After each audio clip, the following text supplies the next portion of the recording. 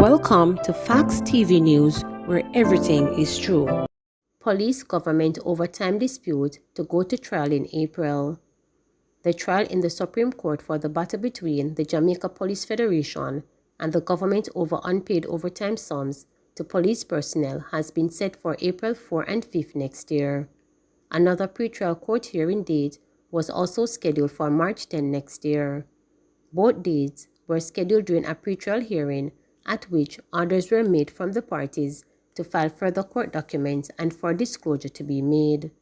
The Federation filed a lawsuit in 2019 against the Ministry of Finance and Ministry of National Security, the Attorney General and the Police Commissioner, complaining that its members have been working more than 40 hours per week without being paid. It argued that the government's failure to pay over the overtime money was in breach of the 2008 heads of the agreement. It also noted that in some instances, rank and file members of the Jamaica Constabulary Force work in excess of 90 hours weekly. In the meantime, cops gathered outside the court were disappointed about the lack of support from their colleagues and continue to express dissatisfaction with the government's handling of the matter. "We are tired and stressed out, and we want our money," one policewoman said. "It is a big disrespect," another stated. Police seeks court's advice in Ligoni shooting. Police will be speaking with the clerk of courts as they continue to probe a shooting incident that occurred in Ligoni, St. Andrew last week. A taxi driver and a woman were shot and injured during the incident. The shooting happened during a confrontation between the cabbie and another motorist said to be a licensed firearm holder. Head of the St. Catherine Central Police Division, Senior Superintendent Marlon Nesbitt, said police are looking at the best way to proceed. "We are continuing our investigations around that so we can bring it to the clerk of courts for advice on how we can best proceed," Superintendent Nesbitt reported. It was reported that the cabbie and the licensed firearm holder accused each other of driving badly. Their argument turned into a fight during which the firearm holder fired his gun, hitting the cabbie. It was subsequently discovered that the woman was also shot. But a video, which has since emerged on social media, has revealed that the taxi driver and the man were exchanging words when the cabbie was shot. The video did not show a tussle at the time of the shooting. After being shot, the cabbie hopped away as someone, believed to be the person recording the video, shouted that he deserved what he got. The incident reportedly caused a traffic pile-up, but police were quickly on the scene to get things under control. Teen among 3 in custody after gun ammo found under pillow. A 17-year-old boy who acted suspiciously when he saw police patrolling his community is one of 3 now in custody following the seizure of a firearm and 6 rounds of ammunition. The incident occurred at a house on Augusttown Road, Kingston on Wednesday, December 15. The police were alerted when the juvenile ran into the house on seeing them at patrol. He was subsequently accosted and the premises searched. A Glock 17 pistol and ammunition were found under a pillow. The 2 other occupants of the house were also taken into custody. Investigations continue. Boyfriend charged with 2019 murder of Keisha Brown. The St. Catherine police have now charged the man accused of murdering his girlfriend Keisha Brown in 2019. He is 34-year-old Tony Martin. Martin was taken into custody and charged on Wednesday, December 15. Reports are that Brown, popularly known as Kishan, and Martin were at home when an argument developed between them. It is alleged that Brown used stones to damage Martin's motor car, which resulted in a fight. The accused man then pulled his last firearm and fired a single shot hitting Brown in her forehead. The incident happened about 12:45 a.m. on Saturday, July 20, 2019. Brown was taken to hospital where she was pronounced dead. Martin's court date has not yet been finalized. Children shot in Hanover Heights attack remain in hospital. 2 children injured in Tuesday's night attack on a family in Havana Heights Phase 3 in Clarendon remain in hospital. The children, 3 and 9 years old, were on their way home with their parents and older sibling when they were attacked by a man armed with a gun. According to investigators, the family tried to escape, but the gunman opened fire hitting the now deceased Mark Ricketts, the children's father. The 43-year-old, known to many as Trapper, died from the injuries while other family members were treated at hospital. The mother and 12-year-old managed to escape serious injuries. We are still not clear at this time as to the motive for this particular crime, and as such, we are asking anyone within the area or otherwise who can share information with us to do so, said Deputy Superintendent of Police in charge of operations in Clarendon, Cardoso. This is extremely heinous as it involves children. These criminals wantonly opened fire and injured these children, and we will not relent. We are steadfast in trying to find out who these persons are and solving this particular crime, he added. 3 arrested after submachine gun thrown out window during police search. 3 people are now in custody after a gun was reportedly thrown through the window of a house that was being searched by police officers. The incident happened in Irwin St. James on Wednesday, December 15. It is alleged that about 6:30 a.m., a police team executed a search warrant at a premises during which an object was thrown through the window. Following checks reveal that the object thrown outside was a submachine gun with 19mm cartridge. The 3 occupants of the house were accosted and will remain in custody pending further investigations, the police stated. Spanish Town fire leaves heartbreak. A massive fire that consumed 3 buildings in the heart of Spanish Town on Wednesday has disrupted post-mortem examinations at Archer's funeral home and caused heartbreak for householders and school authorities. A house and early childhood school were razed in the pre-dawn fire, while the funeral home located on Yonge Street in the Old Capital sustained damage to administrative sections of the building. We have had 6 post-mortems here today, but the fire damaged the electric connections in the administrative building. This adversely affects us and disrupts the program, so we have to start working for restoration by Friday, said Michael Archer, Managing Director of Archers. He said the Tranquility and Archer's morgue primarily deal with postmortems in cases of suspected poisoning or suicides as well as forensics, crash and trauma cases. Despite expressing disappointment at the inconvenience causing to mourning families who traveled miles alone to learn of the postmortem postponement, Archer prized lives saved over millions of dollars in possession lost in the inferno. Although I had an estimated loss of over $20 million, most importantly, we didn't lose any life. The material things are replaceable, Archer reported. We have been doing business here from 2015, and 5 employees were here last night, so we are thankful that it's only infrastructural damage that we suffered. The funeral home is fully insured, the managing director noted. Others affected by the fire are desperately seeking assistance. Gloria Williams, who said she owned the building that housed the Kidsville Early Childhood Center and the destroyed house, was devastated by news of the destruction. It is a sad thing as for years we operate this school and taught many, so I cannot come to the fact that this happened, Williams reported. I left the country a few days ago, and to be hit with this news, it's just heartrending. Alia Williams, one of the householders, was still counting her blessings on Wednesday. Right now, it's on the clothes on my back that I have saved, Williams said. I am very glad to be here though, as it was another lady who woke me up after the smoke started to affect her asthma. The blaze was extinguished by 4 units from Spanish Town, Old Harbor, Linstead, and Portmore. The firefighters received the emergency call at 2:16 a.m., said Assistant Superintendent Patrick Cullum of the Spanish Town Fire Department. Cullum said that access to a functional hydrant was crucial in the dousing of the fire. Neither the cause of the fire nor the preliminary damage estimate was available up to press time. Tapper says Sportswoman of the Year nomination surreal.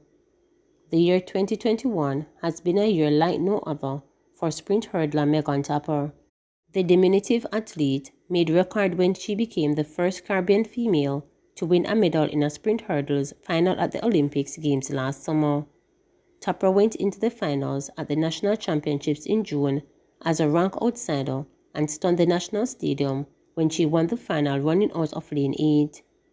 She then produced another stunning performance at the Olympic Games in Tokyo, Japan, to win the bronze medal for Jamaica.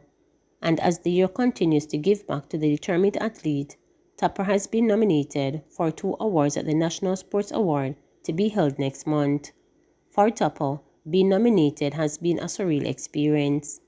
It was amazing. I found out through my friend on WhatsApp. She's like, congratulations on your nomination. And I'm like, for what? And she said, Sportswoman of the Year. And I'm like, what? I'm nominated? Crazy. Plus, it's 2 nominations. People's Choice Awards and Sportswoman of the Year. Surreal, surreal, she said. In her usual bubbling style, Tapper said she was happy to have brought joy to so many Jamaicans this year and encouraged everyone to vote for her for the People's Choice Award. Vote for me if you get the chance. If you don't, that's fine.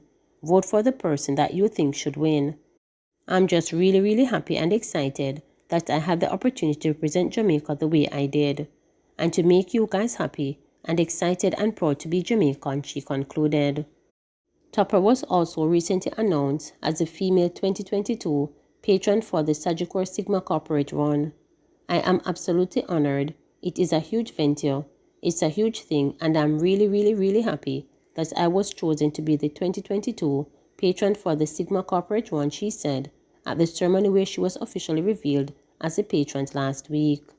Topper also encouraged all Jamaicans to support the event as their collective contributions will go a long way to support the healthcare system.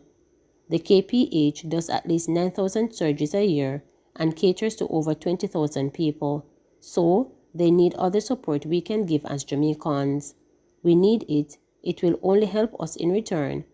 So give as much as you can and lend all your support to this, she urged.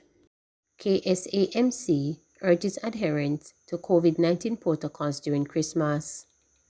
Deputy Mayor of Kingston, Councillor Winston Ennis, is urging corporate area residents to adhere to the COVID-19 safety guidelines as they go about their activities during the holiday period. We at the KSAMC Kingston and St. Andrew Municipal Corporation are doing our utmost best to make sure we follow the protocols. We are also asking the shoppers to follow the protocols and to make sure that they maintain their distance and wear their mask, he said. Ennis was speaking with reporters following the meeting of the Municipal Corporation on Tuesday at the Jamaica Conference Center in downtown Kingston. He noted that the COVID-19 protocols will be strictly observed at all KSAMC celebratory activities, including the annual tree lighting ceremony, which will be broadcast on television and online on December 18, commencing at 6 p.m. The first activity that we'll be having for the Christmas season is the lighting of the Christmas tree downtown. We will light up the city and beautify the city. This is a massive thing. We will be online with it, and we expect a lot of people to tune in, he said. In addition, the KSAMC will be hosting its annual Christmas and New Year's Day feeding activity.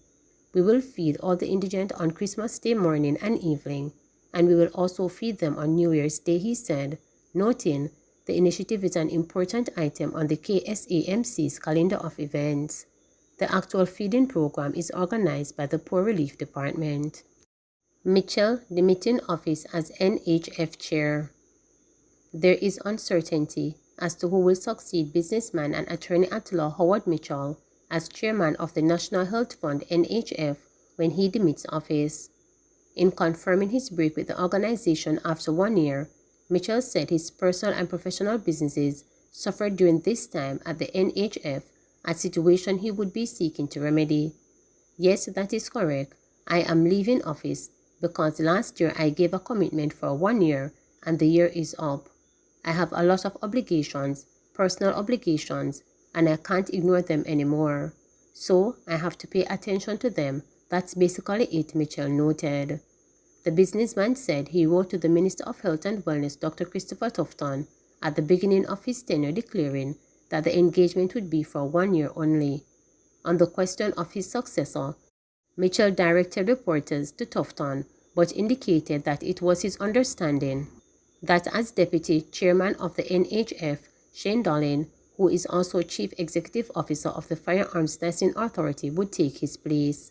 However, when contacted, Shane expressed surprise at this revelation, reporting, "There is nothing I can say on the record." Meanwhile, Mitchell said a high point of his tenure was interacting with the management and staff of the NHF, describing them as a sterling quality and the best that he has seen in both the private and public sectors.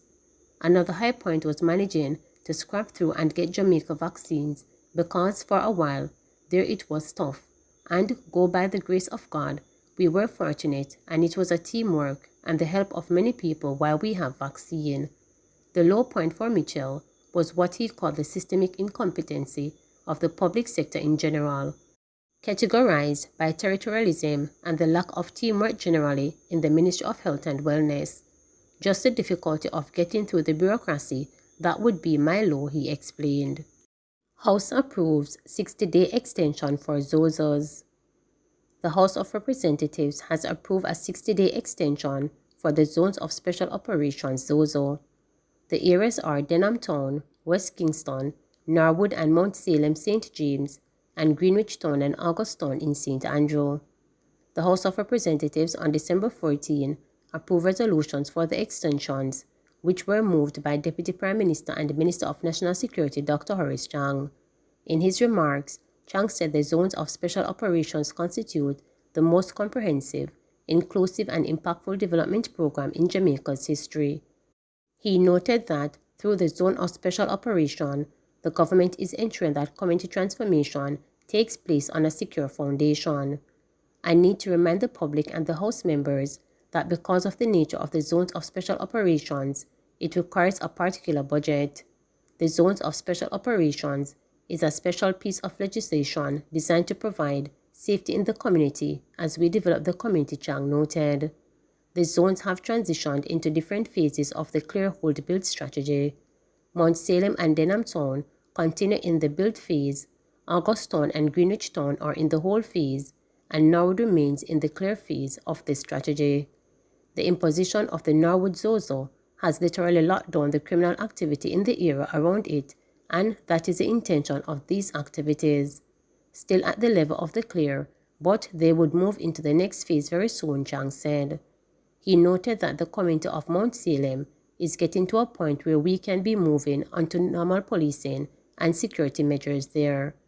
The law reform, Zones of Special Operations, Special Security and Community Development Measures Act is a criminal component of the suite of modern legislation geared towards creating a framework for sustainable development and community renewal.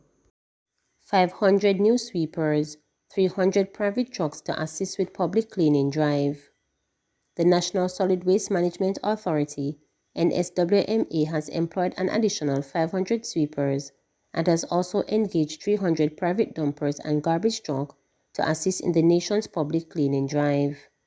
Minister of Local Government and Rural Development Desmond McKenzie made the disclosure during the sitting of the House of Representatives on Tuesday. He said that the sweepers will be concentrated in the main town centers and thoroughfares across the country to ensure that sweeping is done on a regular basis. These additional 500 workers will complement the existing workforce that is presently employed by the NSWMA. McKenzie said the private units will be deployed across the country to assist in the removal of bulky waste, among other public cleaning activities. Meanwhile, he told the House that steps are being taken to remove illegal dumps in St. James, Kingston, and other parts of the island. A large number of these illegal facilities have been cleared, and we have put in the necessary measures to ensure no more illegal dumping takes place at these sites across the country, McKenzie noted. He added that the registered dumps will be open until midnight, and in a number of selected areas, garbage will be collected up to 11 p.m. It is expected that these measures will help to reduce the backlog of solid waste that our citizens are experiencing in some parts of the country. Significant work has been taking place already to decrease the volume of waste that has accumulated, and this initiative will move the process faster, as well as ensure that whatever garbage is generated throughout the holiday period will be properly managed, McKenzie said. The minister, meanwhile, warned business operators to desist from illegal disposing of waste. I am warning the commercial sector that we have the mechanisms in place to identify where the garbage is generated, and we are prepared to take the strongest actions to ensure that we get full compliance, he noted. Please remember to subscribe, like, share, and click the notification bell for daily updates.